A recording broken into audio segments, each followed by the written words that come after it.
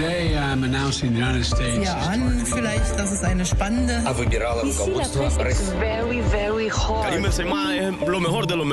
Europe 1. La revue de presse internationale sur Europe 1. Nous irons ce matin en Chine et en Algérie. Première étape, la Turquie. Bonjour Rémi Trio. Bonjour à tous. De quoi parle-t-on à Ankara? De l'opposition de Recep Tayyip Erdogan à l'entrée dans l'OTAN de la Finlande et de la Suède. Le président turc exige des deux pays nordiques qu'ils ne tolèrent plus sur leur sol les activités des militants kurdes du PKK.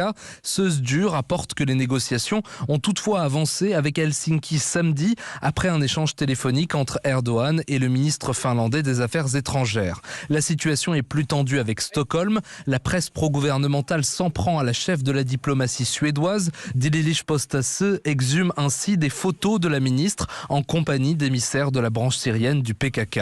Le quotidien Aydınlık, principal journal pro-russe en Turquie, va même jusqu'à se demander si Ankara doit rester dans l'OTAN, arguant que des membres de l'Alliance comme la France ou les États-Unis ont collaboré militairement avec le PKK en Syrie.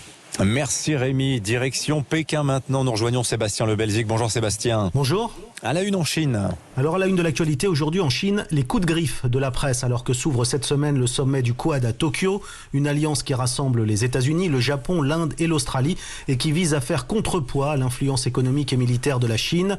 Le Global Times, dans un éditorial au vitriol, accuse Washington de vouloir provoquer le chaos en Asie-Pacifique en créant des divisions et des tensions au lieu de promouvoir la coopération. Les médias d'État ici comme le quotidien du peuple voient dans le Quad une manœuvre pour tenter d'isoler la Chine. C'est ce que disent tous les journaux ici qui parlent de la clique américaine, une rhétorique qui revient souvent pour accuser Washington de chercher la guerre.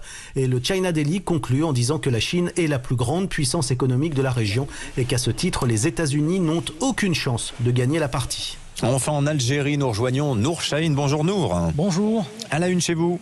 Eh bien ici on parle du démenti apporté par le ministre algérien des Affaires étrangères au sujet d'une médiation saoudienne pour trouver une issue favorable à la crise diplomatique avec le Maroc. Pour Ramtan Lamamra, cette question ne va pas se régler par une médiation, selon Al-Watan. Le Soir d'Algérie précise que cette médiation a été annoncée par des médias étrangers suite à la visite mercredi dernier à Alger du chef de la diplomatie saoudienne. Mais le journal indique que les relations algéro-marocaines n'ont pas été à l'ordre du jour de cette visite. De son côté, le quotidien L'Expression reprend cette déclaration de Ramtan Lamamra. La rupture des relations diplomatiques entre Alger et Rabat ne tolère aucune médiation et la position de l'Algérie en la matière est sans ambiguïté, a affirmé le ministre des Affaires étrangères dans une déclaration à la presse. Merci Nour.